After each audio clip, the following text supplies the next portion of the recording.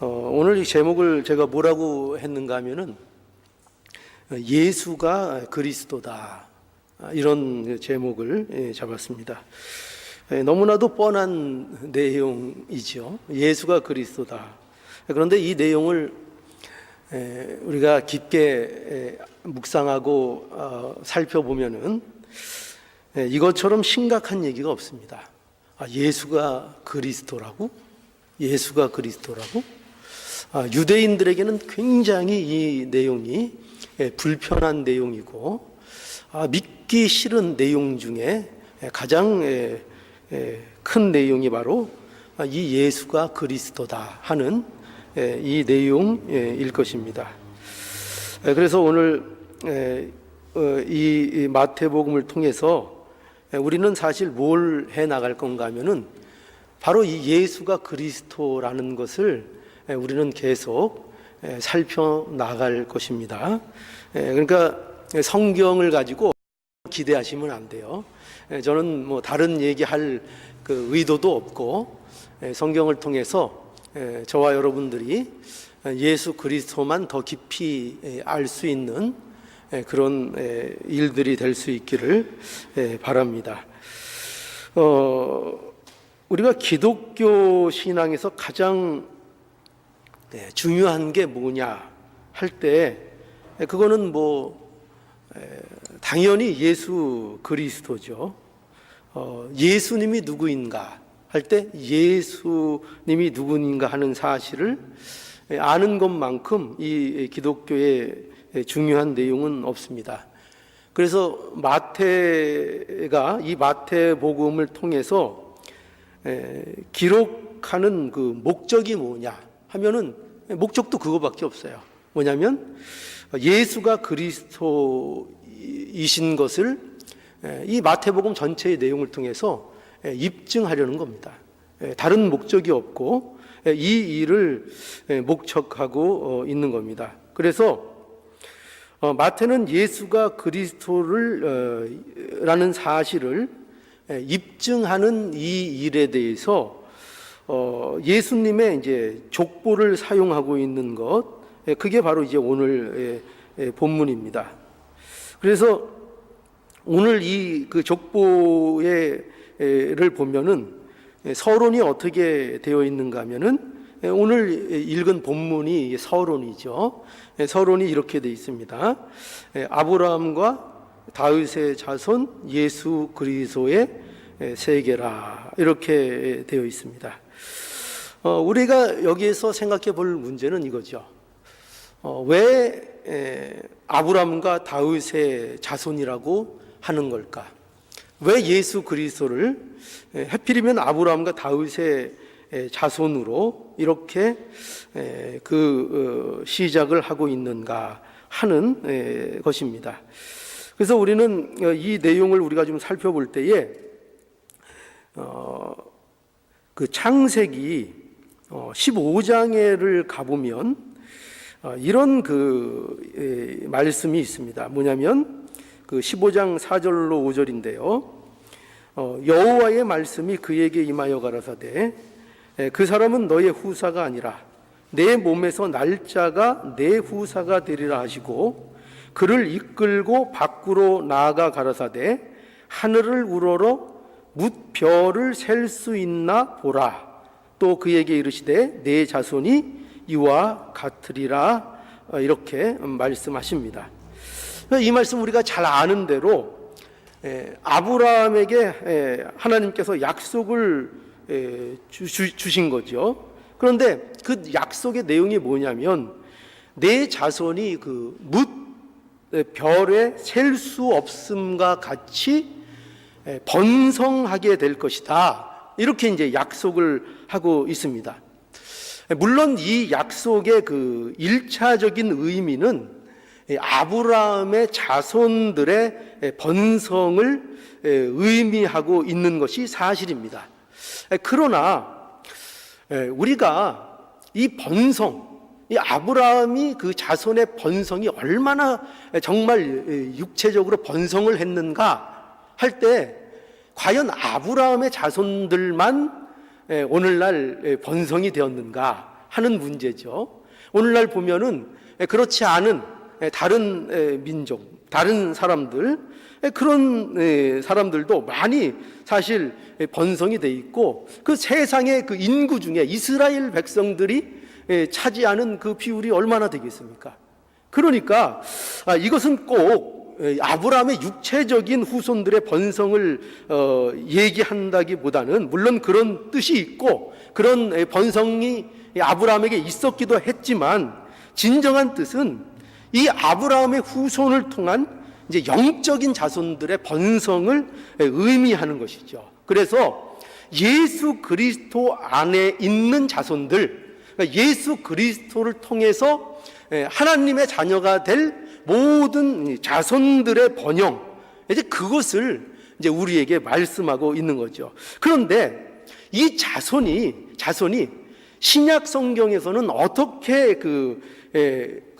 설명되고 있는가 하면, 놀랍게도 이렇게 설명되어 있어요. 이 말씀에 대해서 그 갈라디아서 3장 16절에 가보면 이 약속들은 이렇게 되어 있어요. 이 약속들이라는 것은 하나님께서 아브라함에게 한 약속을 얘기합니다. 그런데 이 약속들은 아브라함과 그 자손에게 말씀하신 것인데, 여럿을 가르쳐 자손이라 하지 아니하시고 오직 하나를 가르쳐 내 자손이라 하셨으니 곧 그리스도라, 이렇게 말씀하는 것을 보게 됩니다.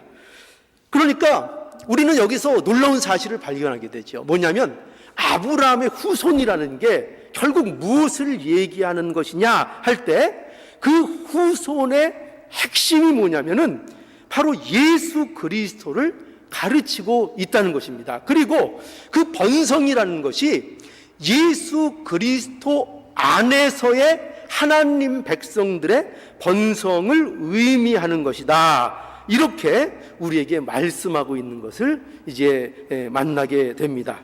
그러니까 우리가 알 수 있죠. 뭐냐면 이 자손, 이 아브라함의 약속된 이 자손은 어떤 인간의 혈통, 육신적인 계통으로 이 자손을 얘기하는 것이 아니라 뭐에 의한 자손을 얘기할까요? 하나님의 약속, 하나님의 약속 안에 있는 자손을 의미하고 있는 것입니다. 그래서 그러한 의미로 아브라함의 자손 예수 그리스도가 되는 겁니다. 그런 의미에서. 그리고 다윗도 마찬가지죠. 다윗의 경우에도 보면은 우리가 그 사무엘 하 말씀을 살펴볼 때에 거기 이런 말씀이 있어죠. 7장 12절에서 16절에 보면, 제가 읽겠습니다. 내 수완이 차서 내 조상들과 함께 잘 때에, 이거는 이제 그 다윗에게 말씀하는 거죠. 다윗에게 내 수완이 차서 내 조상들과 함께 잘 때에, 이게 무슨 얘기입니까? 내가 이제 죽어서 세상에 없을 때 그 얘기입니다. 때에 내가 내 몸에서 날 자식을 내 뒤에 세워 그 나라를 경고케 하리라. 나는 그 아비가 되고 그는 내 아들이 되리니 저가 만일 죄를 범하면 내가 사람 막대기와 인생 채찍으로 징계하려니와 내가 내 앞에서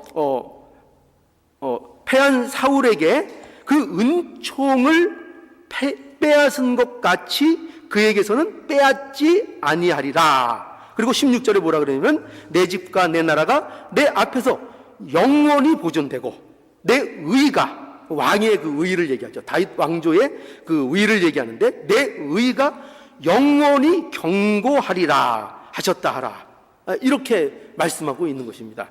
그러니까 이 약속은 무슨 내용이죠?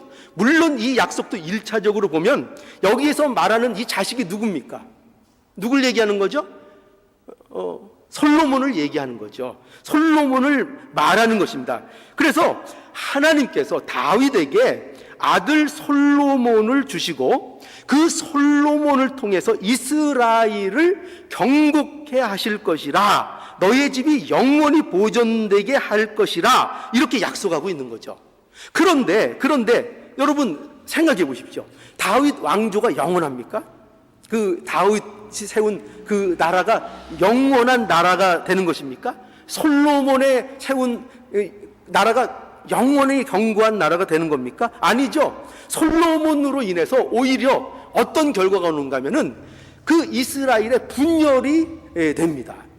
그러니까 그리고 이스라엘이라는 실제 나라는 또 멸망하기도 하고요. 그런 것을 거치게 되는데, 그러니까 이 말씀은 우리에게 어떤 의미인가 하면은 이 약속들은 그리스도에 대한 약속이고, 그러니까 다윗을 통해서 한 약속의 핵심이 뭐냐면 바로 예수 그리스도를 통한 영원한 나라, 그 견고한 나라, 무엇으로도 잃지 않는 하나님의 나라, 그 나라를 약속하고 있는 거죠. 근데 그 나라를 누구 안에서 약속하고 있다고요? 예수 그리스도 안에서 약속하고 있는 것입니다. 그래서 여러분 보세요. 이것이 어떻게 신약에서는 성취되는가 하면은 누가복음 1장 31절에서 32절에 보면 이렇게 돼 있죠. 보라, 네가 수태하여 아들을 낳으리니 그 이름을 예수라 하라. 저가 큰 자가 되고 지극히 높으신 이의 아들이라 일컬음을 얻을 것이요, 주 하나님께서 그 조상 다윗의 의를 저에게 주시리라. 그렇죠? 그러니까 뭔 얘기예요? 이것이 이 다윗에게 한 약속이 어떻게 됐다는 거예요? 예수 그리스도 안에서 이루어졌다는 것을 말씀하고 있는 거죠. 그러니 하나님이 우리에게 약속한 나라는 어떤 나라인가 하면은 예수 그리스도 안에서 우리에게 약속한 영원한 영적인 그 견고한 하나님의 나라를 의미하고 있는 것입니다. 그것을 위해서 약속된 바로 예수 그리스도를 의미하고 있는 것이죠. 그래서 여러분 보십시오. 보라는 거죠. 이런 내용들을 통해서 여러분 우리가 무엇을 알 수 있습니까? 이 내용들이 우리에게 무엇을 말해주고 있죠? 예수를 아브라함과 다윗의 자손이라고 하는 것은 예수가 누구라는 얘기예요. 이 사실을 얘기하려는 거예요. 구약에 약속된, 즉 아브라함에게 약속한 바로 그 그리스도, 또 다윗을 통해서 약속하신 그 자손, 그 나라를 영원토록 경고케 할 그 의를 가진 분, 바로 그분 예수 그리스도를 말씀하고 있는 거지요. 그러니까 예수는 아브라함과 다윗의 육신의 후손이 아니라는 것을 말씀하고 있는 거예요. 자, 이게 굉장히 재밌습니다. 자, 보세요. 이 사실을 어떻게 보면 더 확실히 알 수 있는가 하면 16절 보실까요? 16절에 보시면 확실하게 이 사실을 점검할 수 있는데 이렇게 돼 있죠. 우리 함께 읽어볼까요? 16절 시작. 야곱은 마리아의 남편 요셉을 낳았으니 마리아에게서 그리스도라 칭하는 예수가 나시니라. 자, 여러분 보세요. 여기에서 등장하고 있는 이 족보가 어떤 식으로 기록되어 있습니까? 어떤 방식으로 서술되어 있죠? 이런 방식이에요. 뭐냐면 남자가 아들을 낳는 것으로 이 족보가 기록되어 있습니다.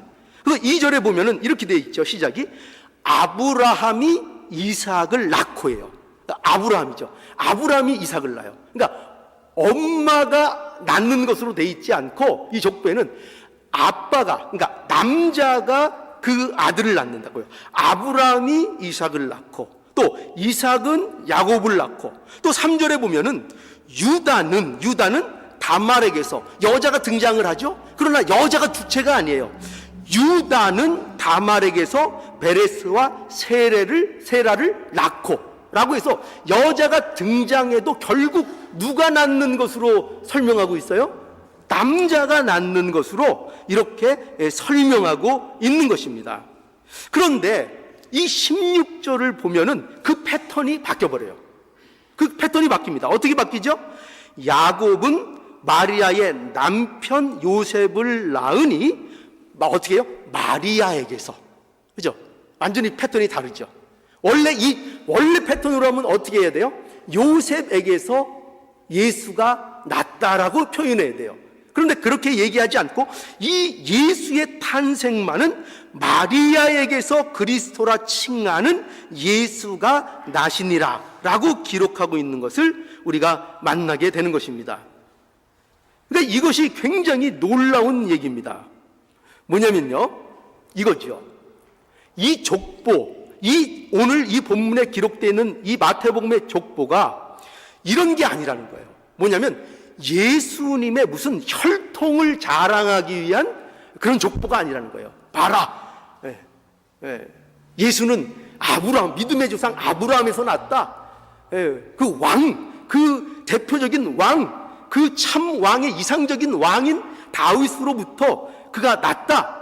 이런 어떤 혈통적인 것을 자랑하려고 하는 것이 아니고 오히려 이 족보를 동원해서 반대의 이야기를 하고 있다는 거예요.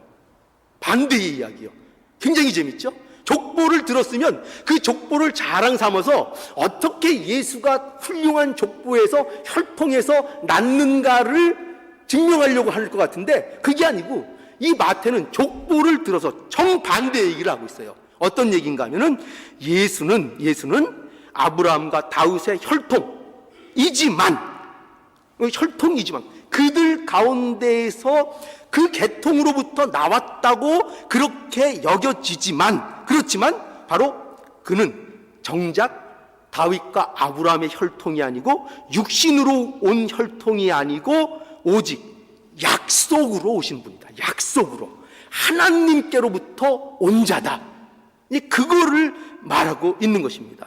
그러니까 아브라함과 다윗에게 약속하신 그 자손, 그 그리스도, 바로 그가 오셨다는 거예요. 그가 바로 예수 그리스도라는 것입니다. 그러니까 여러분 이 얘기를 들었을 때, 이 기록을 들을 때에 유대인들은요 굉장히 충격적이고 굉장히 심각한 내용이었을 거예요. 분명할 겁니다. 왜냐하면은 바로 그 예수, 어떤 예수죠? 유대인들이 그렇게 배척했던 그 예수. 그래서 유대인들이 결국은 십자가에 죽인 그 예수. 근데 그 예수를 누구라고 한다고요? 바로 아브라함에게 약속한 그 너희들의 조상에게 약속한 그 예수, 그 메시아, 그 그리스도가 바로 너희가 죽인 그 예수다. 너희가 배척한 그 예수다. 이렇게 말씀하고 있는 것입니다. 그것을 이제 밝히고 있는 거죠. 그러니 여러분, 우리에게 있어서요, 우리의 믿음에 있어서 정말 중요한 건 뭐냐면요, 이 예수가 그리스도라는 사실을 우리가 믿는 것입니다. 이것이 복음입니다. 그런데 어떤 예수를 믿는가 하면은 내가 배척한 그 예수. 그러니까 그가 아니에요. 그러니까 유대인들이 배척한 예수가 아니고, 그리고 유대인들이 십자가에 못 박은 예수가 아니고, 그 사건이 누구의 사건인가 하면 내가 예수를 배척했고 내가 예수를 죽인 바로 근데 그런 나를 예수 그리스도께서 구원하셨다. 그런 나를 구원하신 것이 예수님이시다 라는 것을 아는 거예요. 바로 그분이 예수예요. 그분이 예수. 그러니 이 예수는 무슨 이론적인 예수도 아니고 우리의 삶과 상관없는 그런 예수가 아니고 바로 내가 죽였던, 내가 배척했던, 내가 그렇게 믿을 수 없었던, 그래서 그는 아니야, 그는 메시아일 수 없어, 그는 그리스도일 수 없어, 어떤 일이 있어도 그런 일은 일어날 수 없어 라고 배척하고 내가 못 박은 그 예수, 이걸 알아야 된다는 거예요. 그러니까 우리가 정말 그리스도인이 되는 것은 바로 이걸 아는 거예요. 그죠? 유대인이 십자가에 못 박았대, 유대인들이 배척했대, 이게 아니고 내가 예수를 배척한 자라고요. 내가 예수를 죽인 자라고요. 바로 그 예수. 그 예수가 누구라고요? 그 예수가 구약에 약속된 그 그리스도이심, 구원자이심을 믿는 것. 그것이 바로 우리에게 말씀하고 있는 거예요. 자, 그래서 여러분, 기독교의 신앙의 특징이 뭐냐? 기독교 신앙의 핵심이 뭐냐 하면은 이 기독교 신앙의 중심은요, 예수 그리스도입니다. 그래서 예수 그리스도를 알고 믿는 것이 없이는 기독교 신앙이라는 것이 있을 수가 없어요. 기독교 신앙이라는 것이 있을 수 없습니다. 그래서 여러분, 기독교에서 말하는 영생, 여러분 영생이 뭘까요? 우리 영생에 대해서 많이 생각하잖아요. 영생이 뭐냐면은 요한복음 17장 3절에 보면은 영생은 뭐라고 돼요? 곧 유일하신 참 하나님과 그의 보내신 자 예수 그리스도를 아는 것이니라, 이렇게 돼 있어요. 그러니까 기독교에서 말하는 영생은 그저 단순히 영원한 삶을 산다, 안 죽고 영원히 산다, 이런 식의 영생을 얘기하는 게 아니에요. 단순히 그런 영생을 얘기하는 것이 아니라 기독교에서 말하는 영생은 중심이 뭐냐면 예수 그리스도를 아는 거예요. 예수 그리스도를 아는 게 영생이고, 그 예수 그리스도를 우리에게 보내신 그 유일하신 하나님, 그 하나님을 믿느냐예요. 그게 영생이라고요. 그게. 그러니 예수 없는 영생은 존재하지 않아요. 기독교인에게 있어서 하나님 없는 영생은 그건 아무 가치 없는 영생이에요. 여러분, 지옥 가서 영생하면 뭐 할 거예요? 하나님 없는 곳이 지옥인 거예요. 하나님과 분리된 곳이 지옥인 거예요. 예수 그리스도가 없는 곳이 지옥인 거예요. 근데 그 예수 그리스도 없이 영생을 살면 뭐 할 거예요? 천년 만년 영원을 살면 뭐 할 거예요? 그거 지옥이라니까요. 그것이 지옥인 것입니다. 그러니 기독교에서 말하는 영생은 분명히 아셔야 돼요. 뭐라고요? 예수를 아는 것입니다. 예수를 아는 게 영생이에요. 예수를 아는 것. 그뿐만 아니라 기독교 복음의 내용도 마찬가지죠. 기독교 복음의 내용도 우리 로마서 1장 2절에서 4절에 보면 거기 바울이 복음에 대해서 잘 설명하고 있잖아요. 한번 우리 볼까요? 예. 로마서 한번 가보죠. 이건 찾아보죠.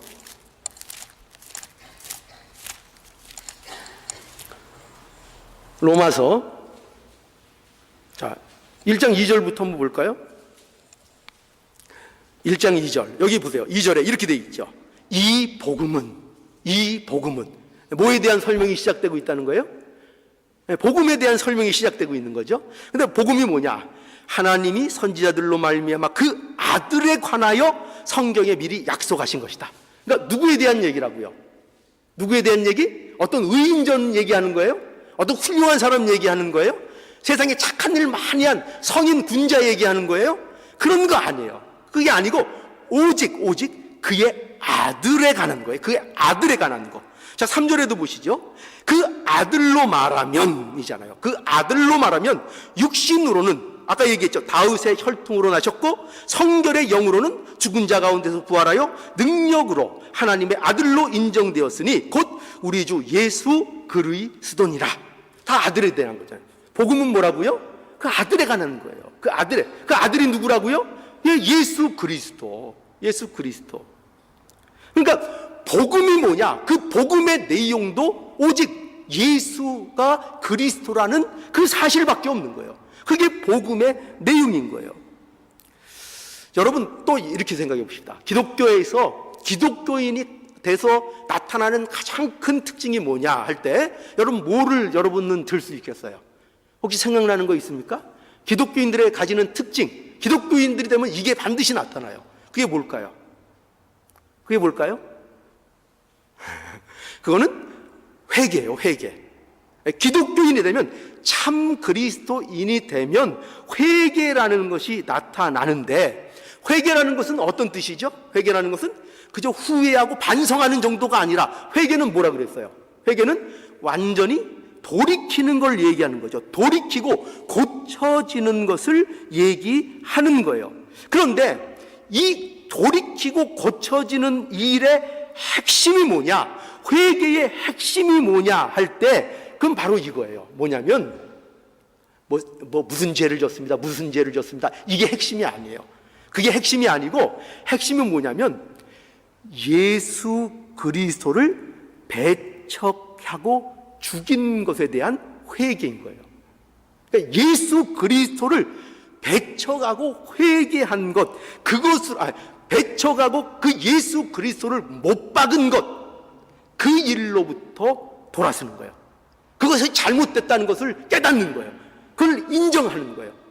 그럴 수밖에 없었던 나였다는 것을, 그런 죄 가운데 있었던 나였다는 것을, 그것을 인정하고 이제 그 예수에 대한 생각을 완전히 고치는 거예요. 예수를 배척했던 데에서 예수를 인정하고 나의 구주로 받아들이는 그 일이 뭐냐? 그게 회개라고요. 그게 우리에게 있어서 그게 회개라. 이 회개가 있어야 그 사람이 비로소 구원이 있는 사람인 거예요. 이 회개가 있어야. 그러니까 우리에게 있어서 참 회개는 뭐냐? 언제나 이거예요. 예수를 거부했던 것. 또 우리의 삶 속에서 예수를 거부하는 것으로 살아가는 우리들의 삶.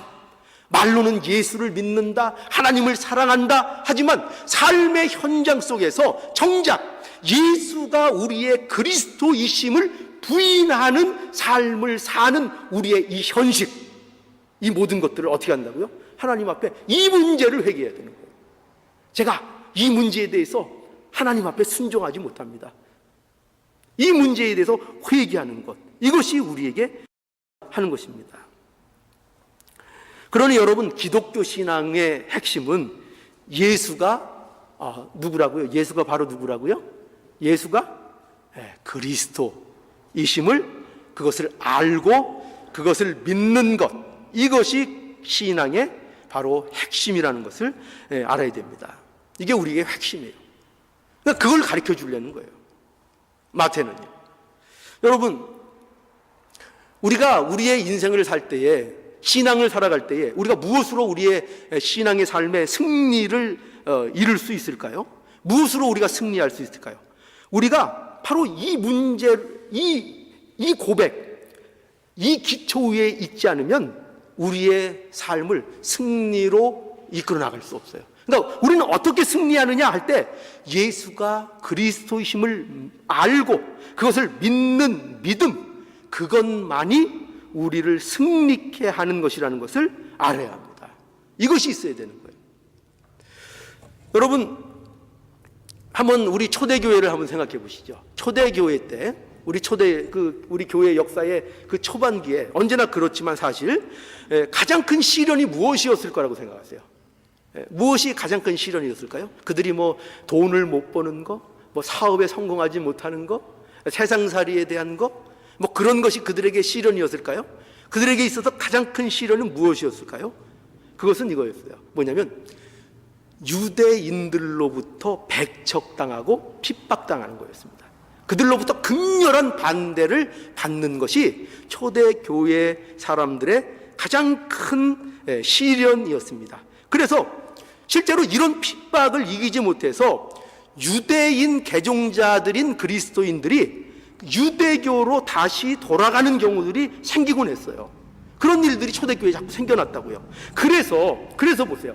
그래서 이 마태는요, 이 마태복음의 1차 수신자가 누군가면 유대인들이에요. 그래서 마태는 유대인들을 1차 대상으로 해서 예수가 바로 그리스도이심을 입증하는 그런 이 마태복음을 쓰고 있는 거예요. 왜 그렇겠죠?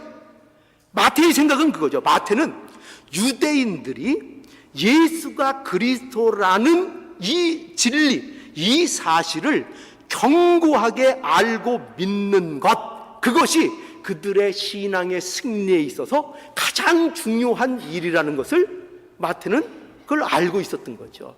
그러니 마태는 이 마태복음을 통해서 예수가 그리스도라는 이 사실을 더욱더 강하게 입증하고 알리고 이것을 믿도록 이렇게 권고하고 있었던 거예요.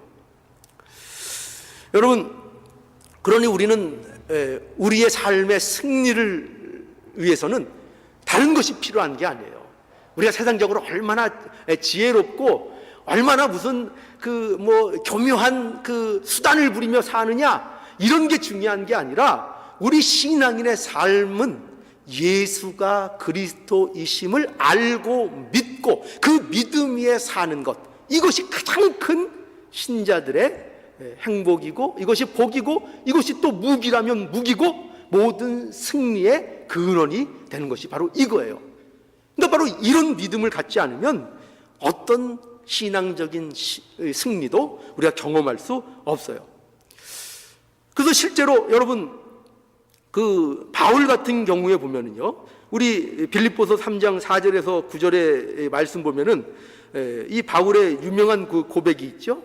그러나 나도 육체를 신뢰할 만하니 만일 누구든지 다른 이가 육체를 신뢰할 것이 있는 줄 생각하면 나는 더욱 그러하리니. 그러니까 무슨 얘기죠? 너희들이 육신적으로 신뢰할 거, 자랑할 만한 거 만약에 얘기를 한다면, 그거 갖고 얘기한다면 나는 사실 너희보다 더 육체적으로 신뢰할 것들이 더 많다는 거죠. 내가 8일 만에 할례를 받고 이스라엘의 족속이요 베냐민 지파요 히브리인 중에 히브리인이요 율법으로는 바리새인이요 열심으로는 교회를 핍박하고 율법의 의로는 흠이 없는 자로라. 그러니까 오늘날로 얘기하면 한마디로 얘기해서 뭘 얘기하는 거예요? 한마디로 이거잖아요. 내가 금수저다 이거예요. 금수저다. 너희들이 그렇게 부러워하는 금수저다 이거예요. 금수저다. 그렇지 않아요? 좋은 가문에 좋은 교육에 모든 것을 갖추고 있는 그 바리새인이었단 말이죠. 거기다가 또 율법적으로는 바리새인이요 열심으로는 교회를 핍박하고 율법의 의로는 흠이 없는 자라고 자기를 이렇게 세상적으로 얼마든지 자랑할 수 있는 이런 것이 있다는 거예요. 그러나 이렇게 얘기하죠. 그러나 무엇이든지 내게 유익하던 것을 내가 그리스도를 위하여 다 해로 여길 뿐더러 또한 모든 것을 해로 여김은 내 주 그리스도 예수를 아는 지식이 가장 고상함을 인함이라. 내가 그를 위하여 모든 것을 잃어버리고 배설물로 여김은 그리스도를 얻고 그 안에서 발견되려 함이니 내가 가진 의는 율법에서 난 것이 아니요 오직 그리스도를 믿음으로 말미암은 것이니 곧 믿음으로 하나님께로서 난 의라 라고 바울이 말하고 있는 것입니다. 여러분, 그러니까 이거 보세요. 이 말씀은 우리가 잘못 이해하면 이렇게 이해할 수 있어요. 뭐냐면 그러면 결국 세상 일은 아무 가치가 없는 것인가? 그 세상 일은 다 가치가 없는 건데 바울이 그 세상에 옛날에 신뢰할 만한 것들 그 모든 것들을 배설물처럼 여겼다는 거 보니까 이거 세상 거는 다 가치 없는 거구나. 이제 우리 세상 거는 신경 쓰지 않아도 되는구나. 이렇게 오해할 수 있어요.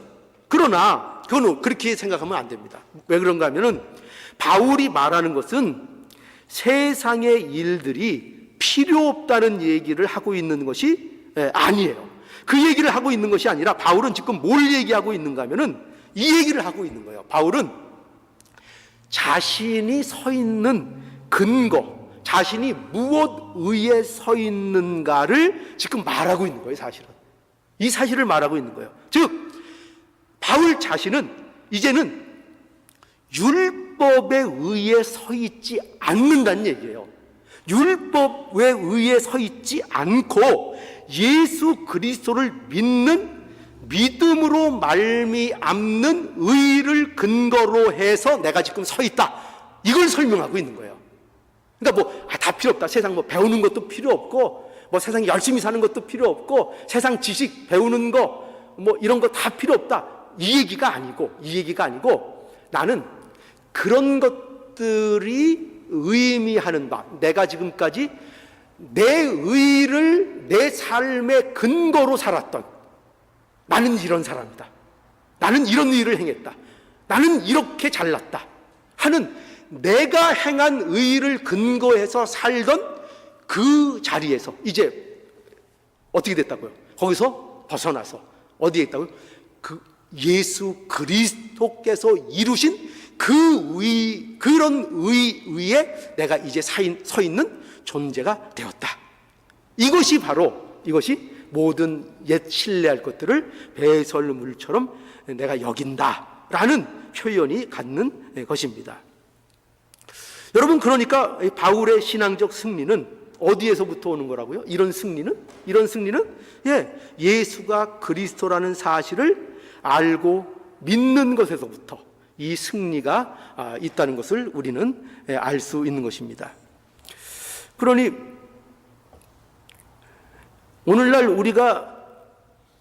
우리의 신앙에 있어서 가장 큰 유혹거리, 우리가 물리쳐야 되는 것이 뭐냐 할 때 이 사실을 우리는 명심해야 됩니다. 뭐냐면 자기 의의를 세우는 것입니다.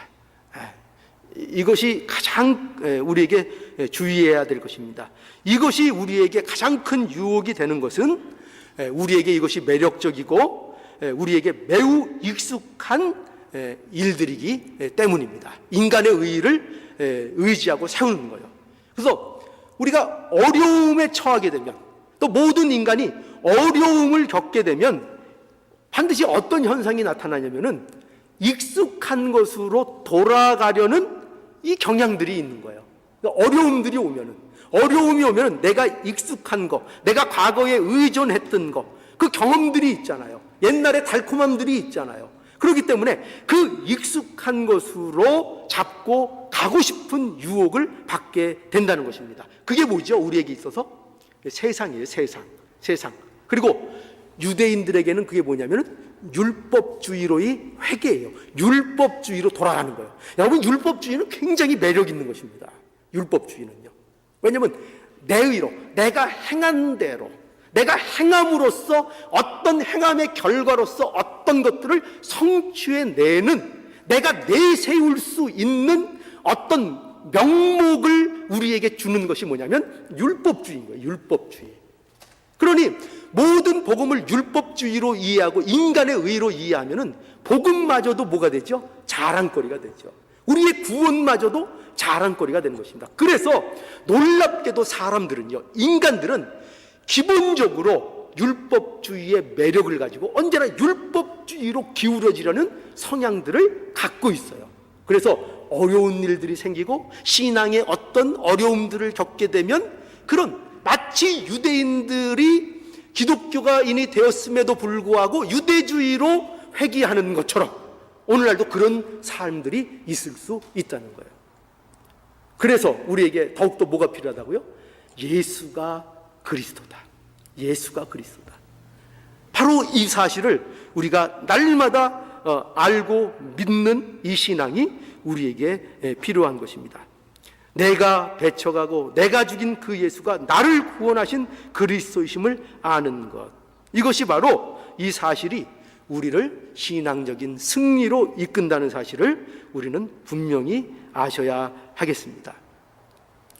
그래서 여러분, 우리가 이제 결론적으로 좀 이 말씀으로 끝낼까 해요. 뭐냐면, 그래서 우리가 기독교 신앙 안에서 우리에게 약속된 복, 하나님께서 아브라함에게 결국 약속했던 복, 다윗에게 약속했던 그 나라의 견고함, 그 모든 것들이 어디 안에 있다고요?